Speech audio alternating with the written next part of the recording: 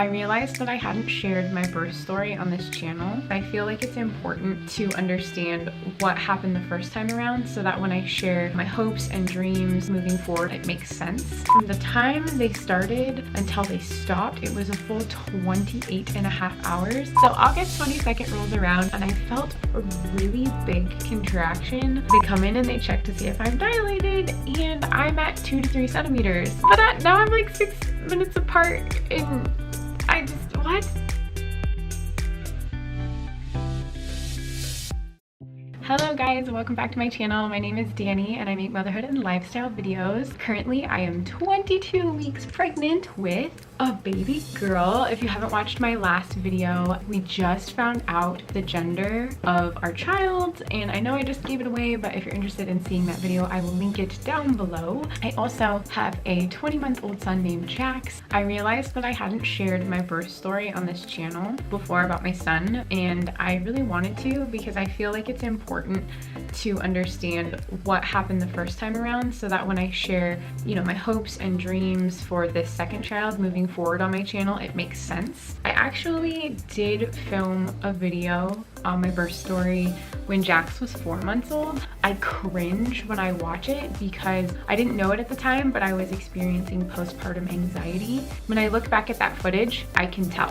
When I went into labor, I didn't think that I was actually in labor, so I didn't really film a lot. So I will be putting what we have in this video, but I'm also going to be showing video of my son as he's grown, things that I've never posted on my channel before, so it'll be kind of fun to see how he's grown.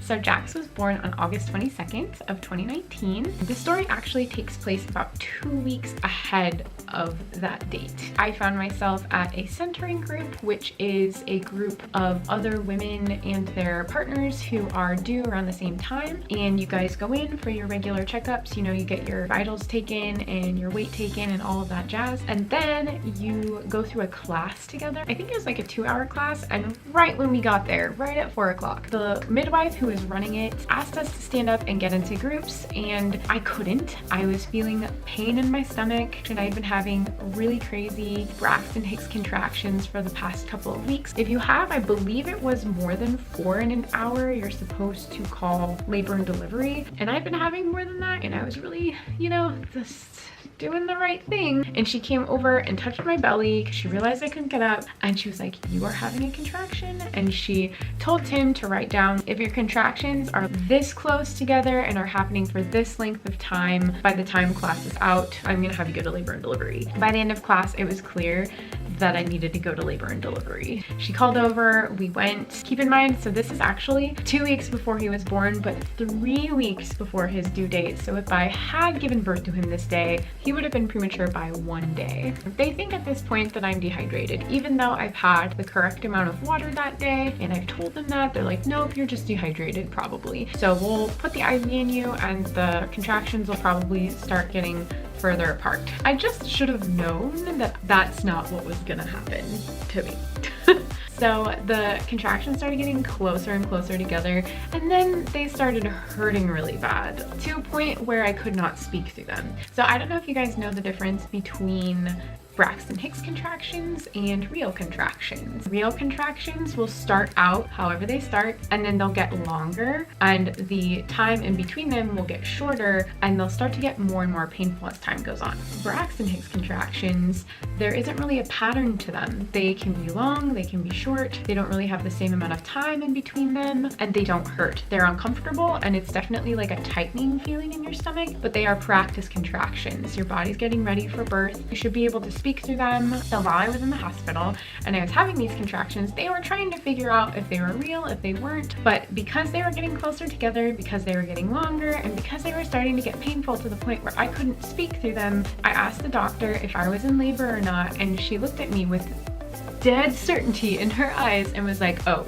you're in labor. So they kept coming in and they kept checking to see if I was dilated, and I was not dilating. So about 10.5 hours after the start of these contractions, I fell asleep. By the time I woke up, I realized that my contractions were not as close together. They weren't as painful. I could speak through them. And I was like, okay, they're gonna send us home. And that's eventually what happened. And it was just really weird because I remember there was this moment during that night, Tim like turned to me and was like, well, are you ready to have a kid? And I was like, yes. Then we didn't come home with a kid. We're driving home at 7 a.m. in the morning. We were extremely exhausted. We both took the day off work and we just slept really, really late into the day. Keep in mind, when I went home, I was still having contractions. They weren't as often. They were more like Braxton Hicks, except for some of them were painful, some of them weren't, some of them were long, some of them were short, some of them happened really close together, and some of them happened really far away. And I continued to have these contractions into the night. From the time they started at 4 o'clock on that day until they stopped, it was a full 28.5 hours. I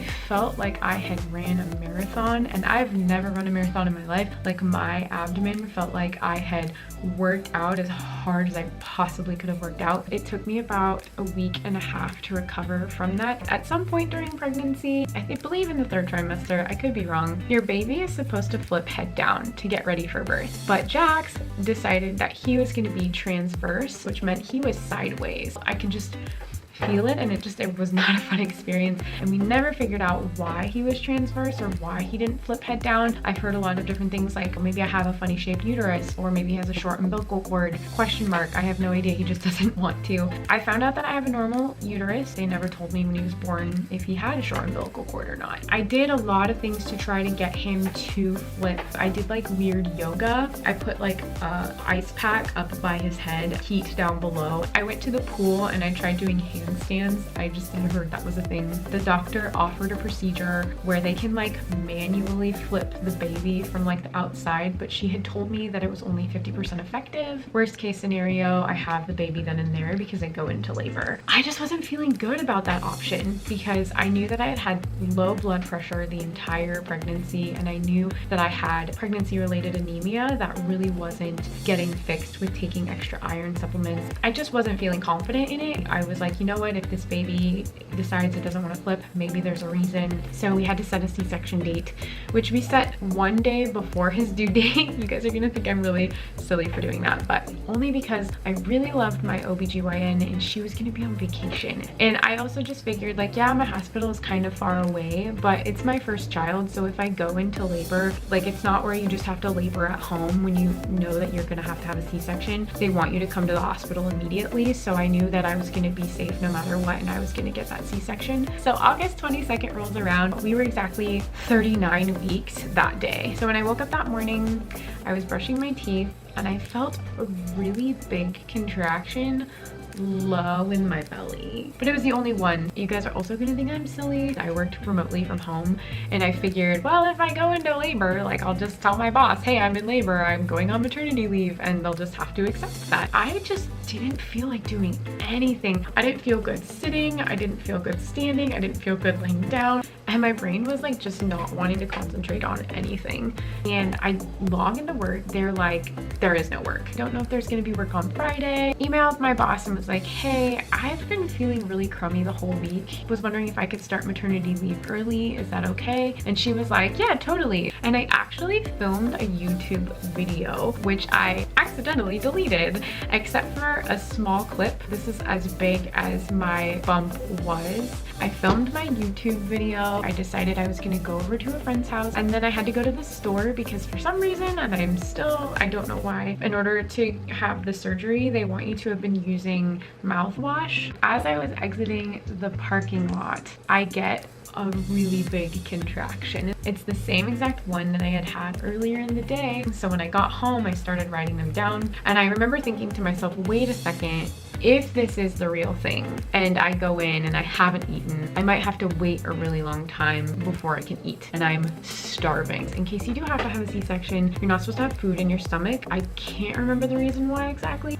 I'm just gonna eat lunch and then I'm gonna call them, and then if I have to have a C-section, later in the day, then that's totally fine with me. You know what's the weird thing?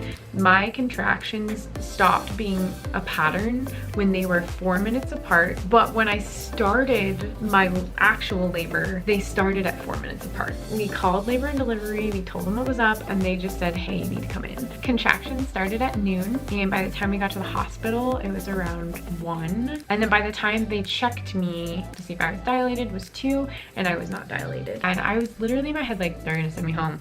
And I noticed that at this point, my contractions are actually getting further apart. So they went from 4 minutes to 6 minutes. They come in and they check to see if I'm dilated, and I'm at 2 to 3 centimeters. And I'm sitting there like, wait, what? But now I'm like 6 minutes apart, and what? I wasn't going to be able to get a C-section until 9 o'clock at night. So I labored for 9 hours. I remember when I knew that I was going to have a C-section, I opened up about it on social media. I got a lot of responses from women telling me that I was really lucky that I wouldn't have to labor, that they would choose a C-section over laboring any day. And it was really hard for me because just think about it. When you're growing up and you're watching movies about women giving birth, they're never going in to get a C-section. They always go in and they have that moment where they're laboring and it hurts, and then they push their baby out and then they cry because they're so happy and their baby gets placed on their chest. I just wanted that really bad. I'm somebody who I didn't want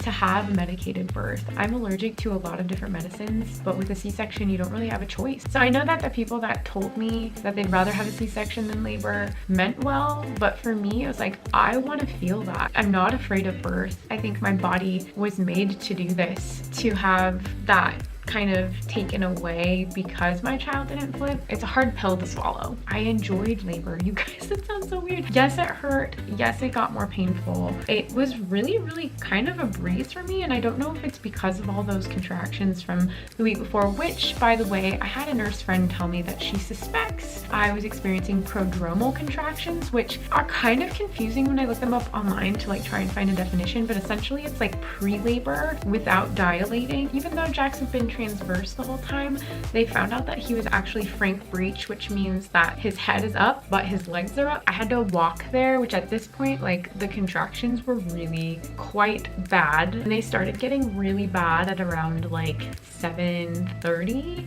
Then they started getting really bad at around 8:20, and so for the last 40 minutes I was just in a lot of pain. I don't know how far along I was because they didn't check me after that second time. We went in and the doctors were really nice. They made it feel exciting, which was nice because I felt like it wasn't as exciting as it could have been. And they held him up and you could see him and he was crying and he was all goopy, and it was just lovely. They took him over to be weighed and wiped down and kept warm.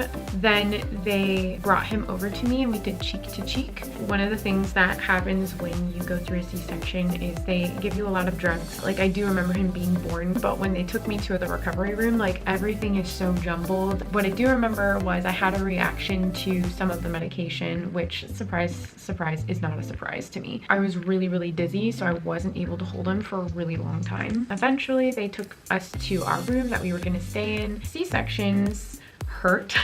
It's major surgery. Recovering from them while also trying to get used to having a newborn is really difficult. You hurt from like your right under your chest all the way down to this incision, which is weird, but at the same time it's numb, so it's like confusing. I fell in my driveway and I scraped my leg from my knee all the way to my ankle. I was in so much pain that it hurt more than when I was in labor, and I would pick labor over the amount of pain I was in from my surgery and falling any day. So with this baby, my hope is that she flips and that I can have her the regular way. Typically, you recover from C-sections a lot faster than I did. It took me 9 months to be able to walk without pain. So if you're undergoing a C-section soon, like, just know that I really think it's because I fell in my driveway. That's my story, and yeah, I just want to continue to share hopes and dreams and this experience that I'm going through. I absolutely love the community that has been supporting me on YouTube and through social media, and I would really like to encourage just conversation. So if you guys have like a particular video you'd like to see me do, feel free to like comment in the comment section. I'd love to interact with you guys more there, even if it's just to say hey, or like I'm pregnant too, anything and everything that you guys have to say. I have my Instagram down below, and I would love to see you guys there as well. I do a lot of updates through stories. Again, my name is Dani, and I make motherhood and lifestyle videos. The name of my channel is Just Fine and Dani, spelled D-A-N-I. If you guys are interested in following along in my pregnancy journey, please make sure to hit that subscribe button. I will see you guys in the next one.